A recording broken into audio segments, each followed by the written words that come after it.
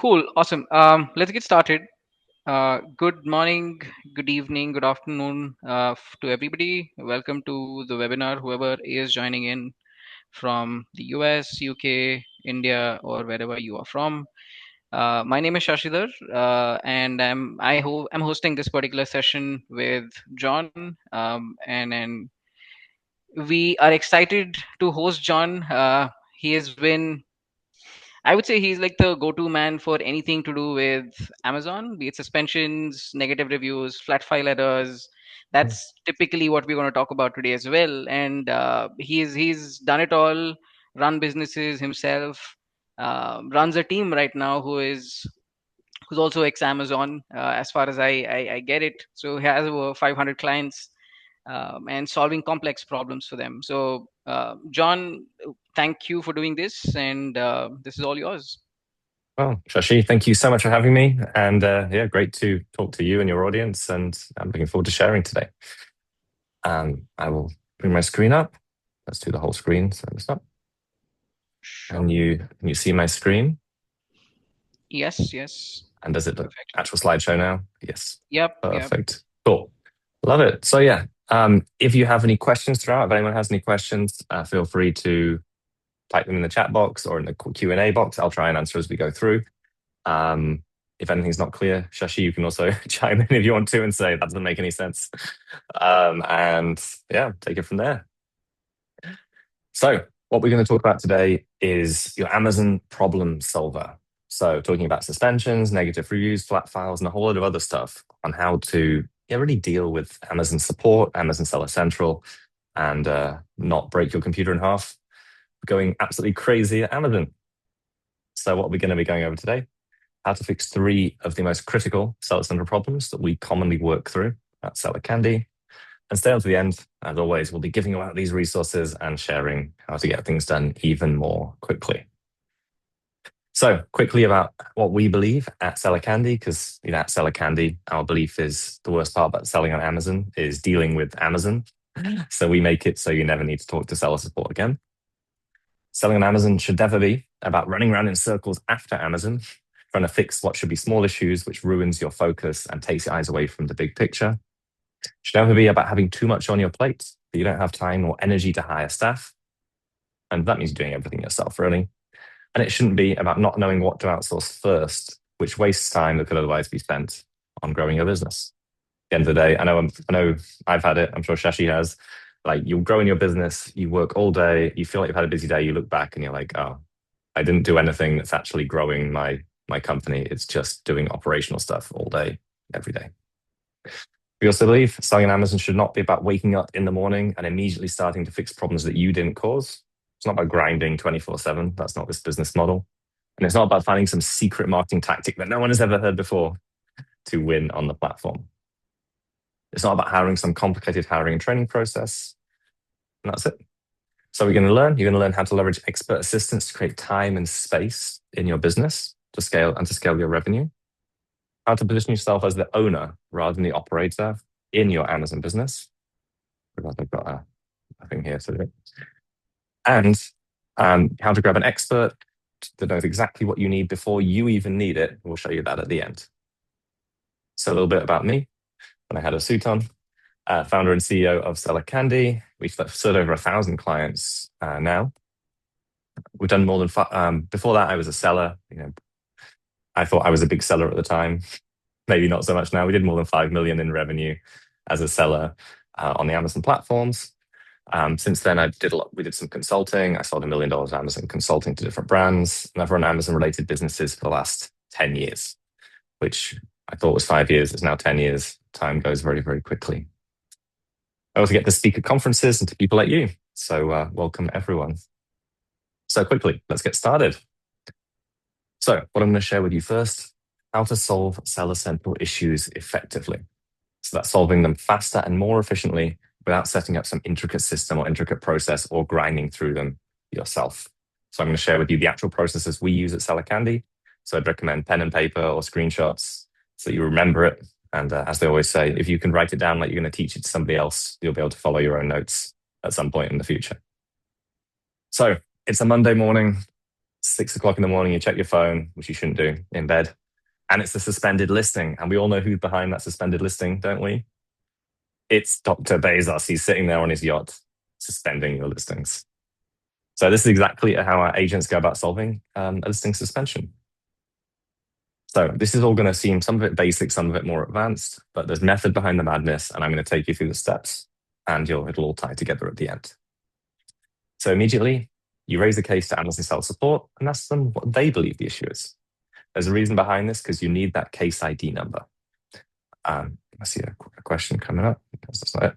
So you see that case ID number, and that's what you need to write down. So you raise the case, you say, hey, I've had this issue. Do you know what the problem is? And there's the case ID, because you want to get that ball rolling as quickly as possible. Then, immediately after that, you raise another case asking Amazon to enable your category listing report. What the category listing report is, it's like a flat file or feed file for all your Amazon listings, which will allow you to make edits even if your listing's suspended, because a lot of times, well, your listing is suspended because that's what it was, but a lot of times Amazon won't allow you to edit the listing once it's suspended. So you want to get your category listing report so you can edit yourself without having to go through Amazon's diabolically long system. So first thing to do then, I'll skip that one. I've got a more detailed version here. So if there is a product policy issue, we have to sanitize the listing. And what we mean by sanitizing the listing is delete all the current content from the category listing report, replace it with generic terms, like rather than adding all of the keywords in, just replace like this is a green widget that can't offend anyone. And upload this as a bulk file and note down the reference number. So note down the bulk file reference number. So now we have that case ID number from the start, and we have the bulk file reference number from this step. So we're going to go through the top 5 issues. We've done the product policy complaint. So now we're going to do annotate invoices if it's an authenticity issue. So if Amazon said, we believe your product may be inauthentic, we've got to get the initial invoices for the products we sent in. So from the manufacturer we bought them from, whether that's a distributor, a manufacturer, or our own supplier. Sometimes we can make our own invoices here. We then annotate these invoices by marking the products in red and adding description arrows. That's not how you spell description. But having an arrow points at the product and actually says, this is this product, because it's very unlikely that your invoice for the initial product says the same as the name of your product on Amazon, and it's probably got a different identifier. So you need something that's going to link those two things together. So what we do then, we annotate it up, say this product is this thing, and then we upload these invoices to Amazon so they can see the source of the products, because Amazon wants to verify it. Make sense so far? Yep. Okay, 3, IP violation. So I know many people out there have had IP violations. I have as well. So we review the notifications from the brand owner. Good thing about when you get an IP violation is you get an email from Amazon saying, hey, this person has said you violated their IP. Here's their email address. So we go, oh, cool. We can actually reach out to them, which is great. We then use the email provided in the notification to email and ask for clarification. Because at the end of the day, if someone sends us a message saying we violated their IP, we want to know exactly why, how, when. Because probably we didn't mean to violate their IP. And if you did, then hopefully you've got a system to deal with this, because it's not something we can do at Seller Candy. Then you have to track all your correspondence. So you send them an email, you take a screenshot, and you track it. If the brand owner doesn't respond after 5 attempts, you can then raise a case to Amazon using the evidence and tracking so they can remove the violation. Because if somebody sends you a message saying you're violating my stuff and then they don't respond, something's not quite right there, is it? Something's going on, which isn't quite right. So you need all this evidence to Amazon to show them these people aren't playing ball. They've made a bad faith IP violation claim because they're not responding to me. And I'm trying to help them, basically. All right. Number 4, product safety issue. So if there's a product safety issue, we need to prepare a plan of action. And this is where I'm giving away quite a lot, actually, because this is where people come to us to write plans of actions for them. But there are some really simple rules that you can follow if you want to do it yourself. If you want someone to check it, someone like Seller Candy can check it for you or write it for you. So first, you have to review the issues raised by Amazon. So what do they say the problem is? Then you create a plan of action to address these points. And what's really important here is even if you don't think they're valid points, um, the one thing that I would say to our team, or we say to our clients as well, is do you want to be right or do you want to be rich? Like, do you want to be right or do you want to make money? Um, and Amazon doesn't care if you're right or not. You can argue with them all you want and you can get the points of being right, but it might take you a month of back and forth and not really getting to where you want to be. So to create your plan of action, step one is you accept the issue. So yes, I know, I'm sorry this happened. Two, these are the steps I took immediately. Usually, if it's a product with a safety issue, it would be like a bin check. So getting Amazon to check all of the items in the warehouse. So I requested a bin check already. They've confirmed that there's no more sharp objects or whatever it is, the product safety issue. And three, write a plan so it will never happen again. So, for example, we will carry on expecting at the warehouse like we have before, and we haven't we've never found anything before, or whatever that may be. But quickly, it's that Amazon's going to argue with you if you say it's not a problem. So you want to accept the issue, take those steps, and then tell them how it's not going to happen again. Even if it's something super simple like Amazon resold a return without realizing it was opened. And that's a super common reason for having something like a product safety issue. Then you upload this as a response to the case, and you're all good. You're all set. And the final one, Xhpment. So hazmat, if you don't know, means hazardous materials. And hopefully, if you're selling a product, you understand whether it's a hazardous product or not. And if you're shipping it, you'll definitely know because your shipping company will definitely ask you if it's hazardous. So you check if it's got hazardous ingredients, and you prepare an SDS sheet, which you should already have if you've shipped it, a safety data sheet, or an SDS exemption sheet for Amazon if they've falsely highlighted your product. So if applicable, upload your safety data sheet from your supplier or your testing. And if not applicable, you have to search for the SDS exemption sheet in the search bar at the top. You complete the sheet for your category because each category has a different sheet or has a different selection on their sheet. And you upload this to a case created by Amazon.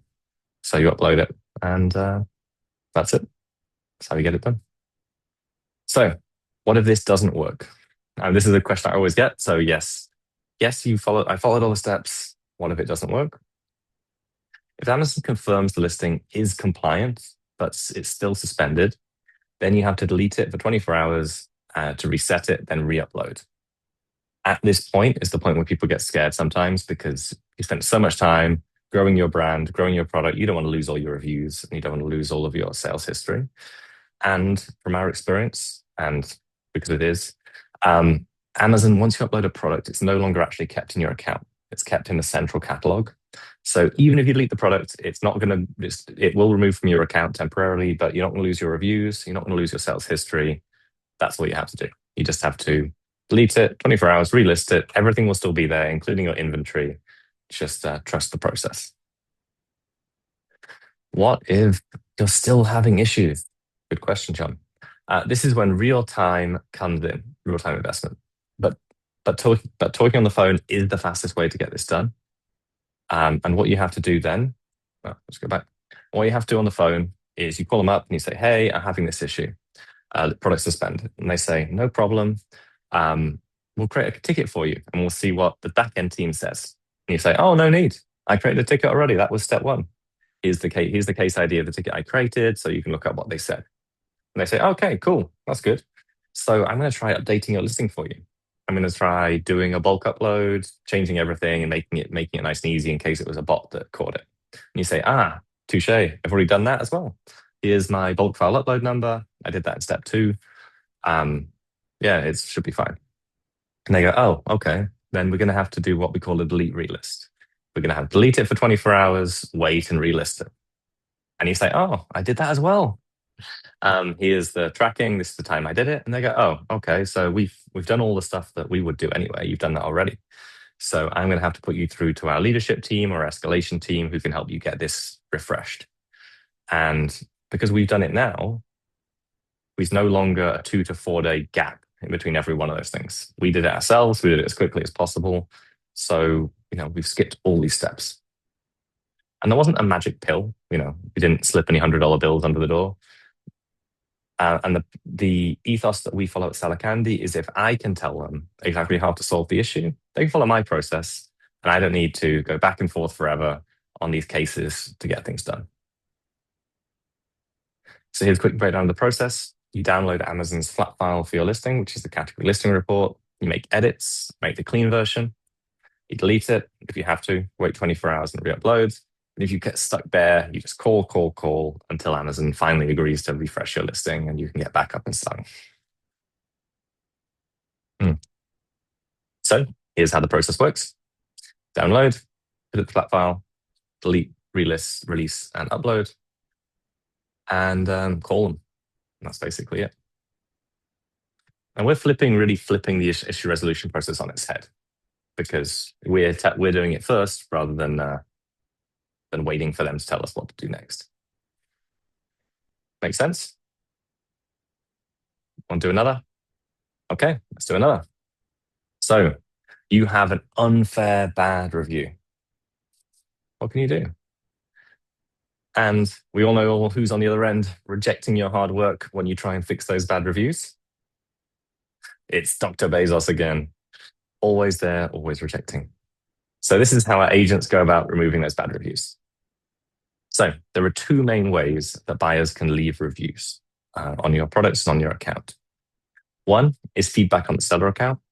So that's how the seller is treating their customers. This can be seen only if you click on the seller's profile page. And two are product reviews that can be seen on the product detail page.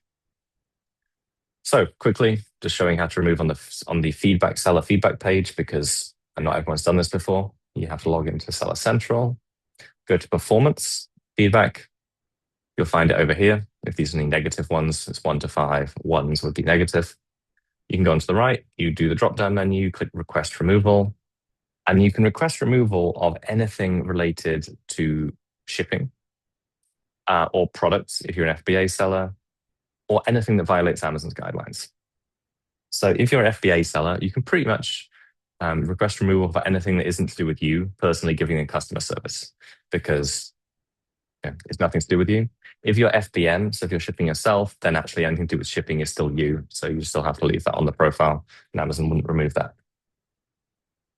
So, which is what's really important, is if Amazon refuses to remove your feedback, don't let the case close. It takes forever to get sorted. You should just transfer it to your assistant and ensure that they keep the case open until Amazon removes it. Otherwise, you're going to end up in purgatory, going round and round in circles. If you let the case close, it takes much longer to remove. So keep it open, and it'll be much, much nicer. Oh, okay. So to remove a product review, which people are probably more interested in, here's the process.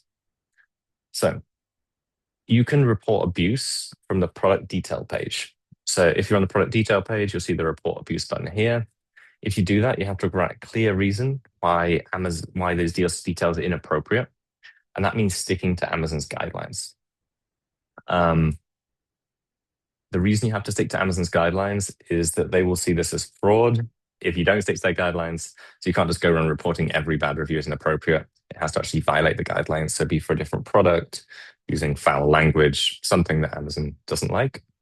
And then you submit by clicking this report as inappropriate button just here.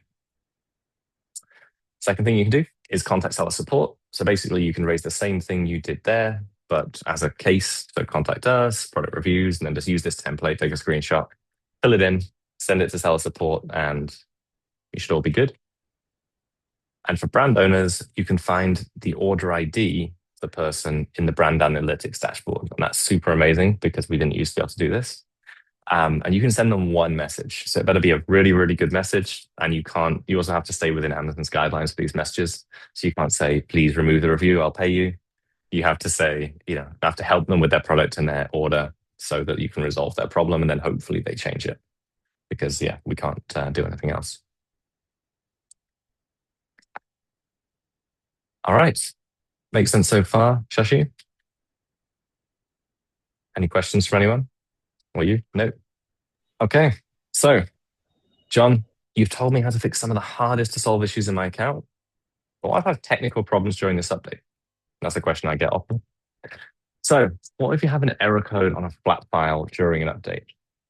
This is something when I was polling people for a previous one of these talks that they always came up, which is flat files and flat file errors. So I wanted to put something together to add to this presentation to cover that. So here's the secret sauce you need to solve this. So there are 12 common types of flat file error code. These are the 12 that we see most often. It's boring, it's just numbers. But the way that you solve this, I was going to make a whole huge document, a whole document with all of these on it.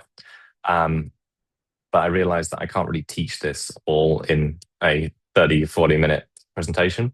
So what I did is I got our actual process from Seller Candy and I PDF'd it. So here you'll see a QR code. If you want to scan that with your phone, it's got our actual SOP from Seller Candy that you can just download. And it tells you how to solve all these issues one by one. So feel free to download it. Hope it's useful to you. I find it very useful. So the process to follow is to check this attached document. If you download it, run through the steps, and then celebrate that you finally got flat files to work, because they are the most painful part of dealing with Amazon seller support in our experience.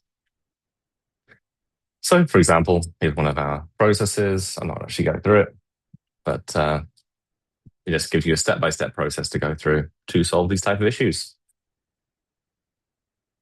Okay, does this help? Hopefully, yeah. So let's continue.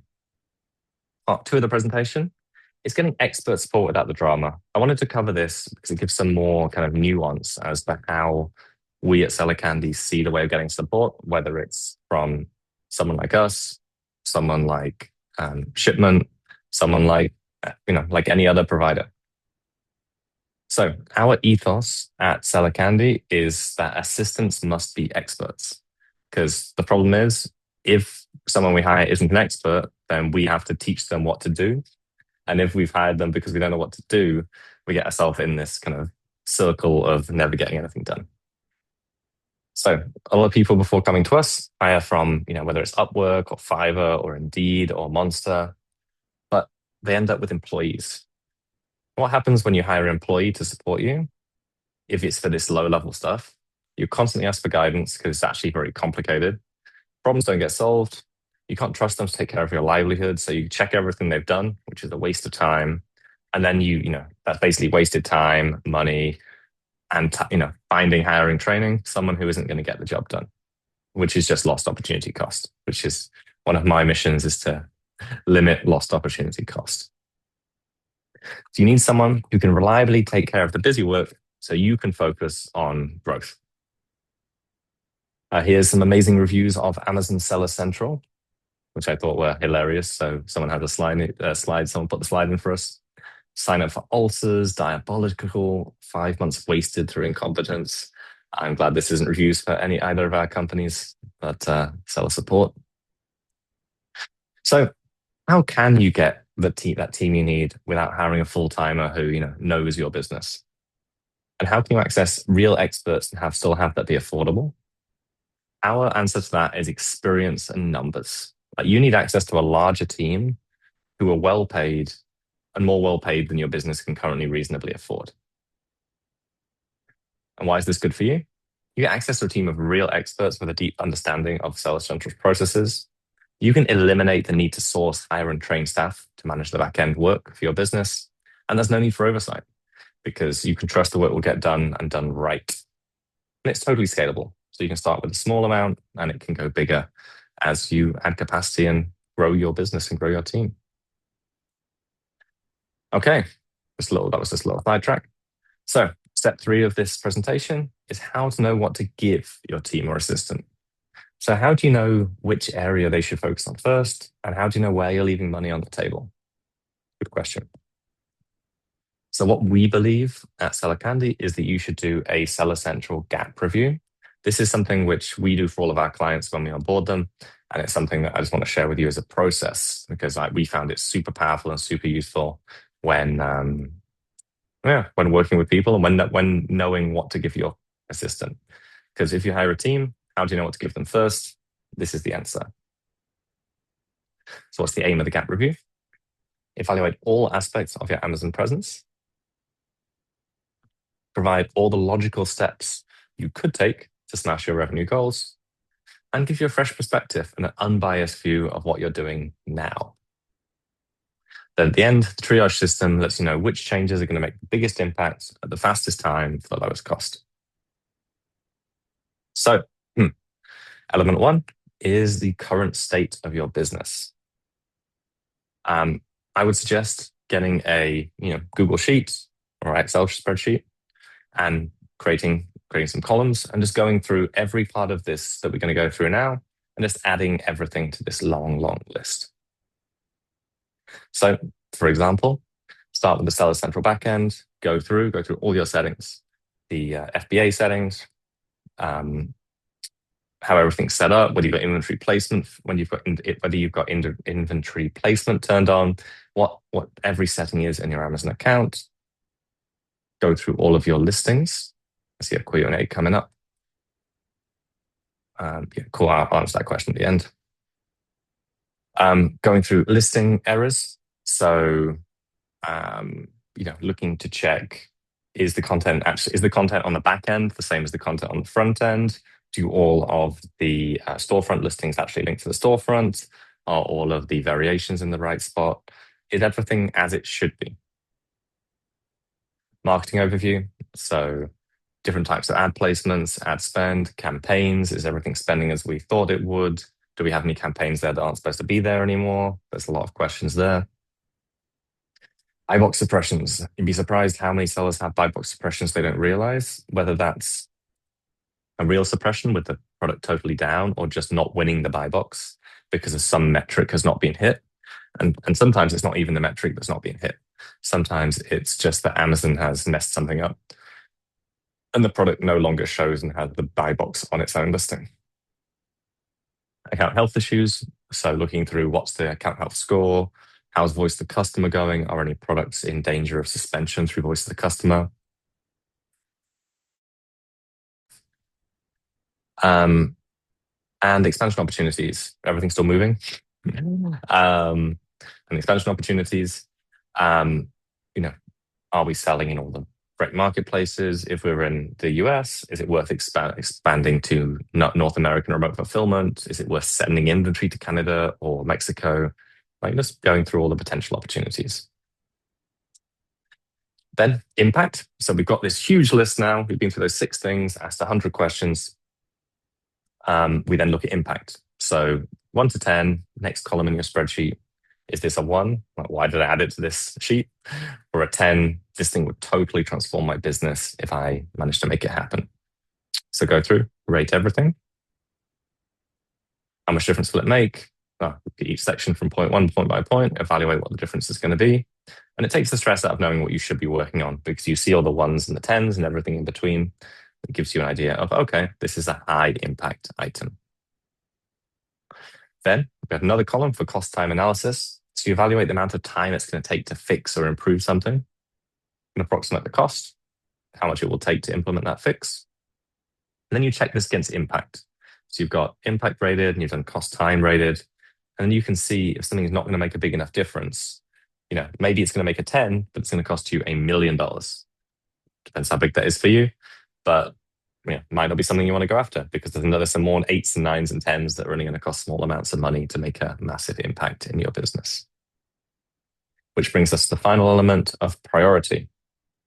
So you can look objectively at your list and prioritize what you should be working on right now. What's going to make the biggest impact for the lowest cost, time, and effort in your business. And this is the same process that we've used to help consulting clients make profitable decisions for the last 5 years. So you can use it too. Please take it away. When you use the gap presence to review your Amazon gap system to review your Amazon presence, you get a fresh perspective on where you are right now. You get steps, which will take you from where you are now to where you want to be. And this can make a huge impact on your business if you follow the plan, because you're literally working on the highest impact stuff every day and giving it to your team rather than going, oh, maybe this will make a difference, because you've actually taken the 30,000 foot view down rather than being in the business every day, kind of peering through the door. So we've only had 40 minutes here. So my real question to you is, how would you like a personal one-on-one session to review how you could apply this to your business? Whether it's team, whether it's solving specific issues, whether it's working on what to work on next on your Amazon business. So what I'm doing is I'm opening 12 spots. I've got 12 spots for the Seller Candy team. Last time we did this, we found, I think it was lost inbound. Somebody was missing of $7,800. So we found actual money for them in their account.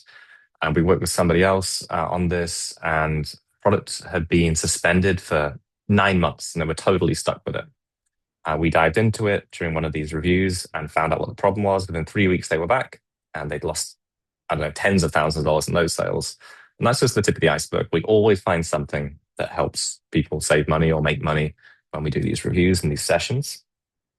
So we can talk about a technical issue, your team, or anything going on in your business. We can have real experts on the other end of these sessions. So that's the last time we did this. I already shared that with you. But normally these are $497 for a session, but for the first 12, you'll get it for free. And if you're watching the replay, then it's still live and you'll still get one for free if you see this page and if we haven't taken down this replay. I'm going to send this link to everyone in the chat. So there's the link. This is a one-time code to do this. As I said, it's free. And so please don't share this outside of this webinar. As you can see, it's got the name of the webinar in it. So we know who you are if you're sharing it.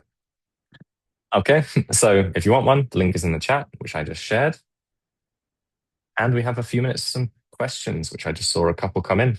So they can be questions on Amazon, and they can be questions on really anything you want.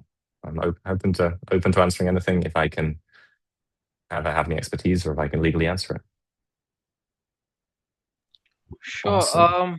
One question that we have is how can sellers build a system to consistently generate positive reviews without crossing Amazon's policy lines? That's a very good question. I would look at a couple of other pieces of content that we've done with a couple of different partners. So we had a really good podcast with one of our friends in the industry, IntelliRank, which is INTELLIRANK, IntelliRank. They have systems for doing that. So I would check out all their content because they're going to know better than me where the gray area is and how far over the gray area you're willing to go or how far on the complete non-gray area you want to go. I would also check out Rank Bell, which is Isabel something, Rank Bell. They also do the same thing. So I would always look when someone asks me a question like that to the experts in the industry on that specific thing, because they're going to be able to explain to you the nuance of the gray line and what is and isn't. I know some of them push it, and I wouldn't push anything without knowing the risks and understanding, really where I sit on the grayness of it. Got it. Maybe if you can share a couple of these recommendations through us, we'll push this across to our audience as well. Oh, That'll be awesome. Will helpful. do. Cool. One other question is, I mean, what they've said is we know that there are listings taken down, or at times even the account might be at the risk of suspension. How do you know the early warning signs? Early warning signs. So account health status. So you have an account health score, 0 to 1,000. Amazon says a healthy account is anything over 300. A slightly unhealthy account, 200 to 300. An unhealthy account, 200 and below. So check your account health score. Make sure you are where you should be. I would also be looking at your account health dashboard and your voice of the customer. Often listing suspensions are coming through voice of the customer because too high return rate, customers are filling in unhelpful or wrong reasons for return. And then it just builds up over time, and we want to be dealing with that before we get to the point of suspension because it sucks to go through all of the processes after suspension. Good question, Awesome. Okay, what else do we have? One thing that I had received. Just give me a second while I pick that That's up. okay. Another question just came in, which was, yeah, can we take advantage of this session in the future? Like, no, like this is the only time you can use it this time. I mean, you can try and find another webinar we're running if we're running it on another webinar, but it's easier for you to book in now if you're at all interested because now's the time to take action. Awesome. Another, So somebody who's just starting out, mm, um, for newer sellers unfamiliar with flat files, is there a mm. smarter way to approach catalog management? Oh, that's a good question. I would definitely download the flat file guide, Hmm. which I shared on one of the slides. That's super useful. Um, and download your category listing reports. I would one thing everyone should do is download your category listing report. Like anyone watching this, the replay, the non-replay, enable that and download a copy so you have a version of truth of what's happening right now. Because then if anything happens in the future, you've saved yourself so much time in case something gets corrupted or somebody messes with your listing externally. You've got backups. So I would make sure everyone has a backup. Yeah, I think that's the best answer I have. Awesome. Yeah, those were some questions that I had from my end. Any further Awesome. questions from the attendees? We take them. Um, so one question which I've had before is people ask if they don't have a problem right now, should they still book Hmm. in a session? Um, yeah, we always say yes because we've always found something in someone's account. You know, it's always just there's always problems, which is sucks but super useful. Right. I mean, a question that I have right now is what size of the company, or let's say I've started off, I'm a seller on Mm, Amazon. yeah. Um, if do I have to be of a particular size for me to reach out to you, get services? How does that work? So yeah, there's a couple of ways we work with people. So as I shared at the start, Seller Candy, we believe the worst part about selling on Amazon is dealing with Amazon. So we make it so you never need to talk to seller support again. Um, to get the most value from us on an ongoing basis, so we work with people in two ways. We work on something's broken, people Hmm. reach out to us to fix it, and we work on an ongoing basis, like basically having an amazing virtual assistant in your Amazon business that knows everything about the technical part. So I'd say if you want us as an ongoing assistant in your business who knows the technical part, you probably need to be doing more than $20,000 a month to get real value because you're not going to have, unless you're scaling quickly, you're not going to have enough issues. If you've got Right. something broken, you need help. If you need help, we are there to help you. We can do one-off things. We have a whole menu of services that you can download on our website.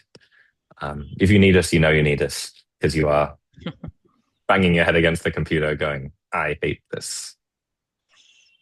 Got it. And Yeah. sellers across any marketplace can reach out to you, or Yep. Any are you focusing marketplace, on? Okay, awesome. anywhere, Japan, Cool. India, Middle East. But yeah, most of our clients are in the US, Europe, and Australia. Perfect. Perfect. Other great questions. Thank you. Yeah, those were the questions that I had Mm. as well. Um, if there are no more questions, I think we can call it a day. Yes. So, Shashi, thanks so much for having us. And thank you so much for bringing us on and talk to your community. Of course, Jen. So I mean, for somebody who was with Amazon for a long, long time, Mm, and to have written mm. policies which removes sellers' listings, I was in that team earlier. So everything that you said kind of resonated so much. Oh, Uh, okay. so yeah, thanks so much for doing this, and I think this is definitely useful for everybody who's watching. Yeah, amazing. Have a great day, everyone, whether you're wherever you are in the world. Great evening for both of us guys. And see you all soon.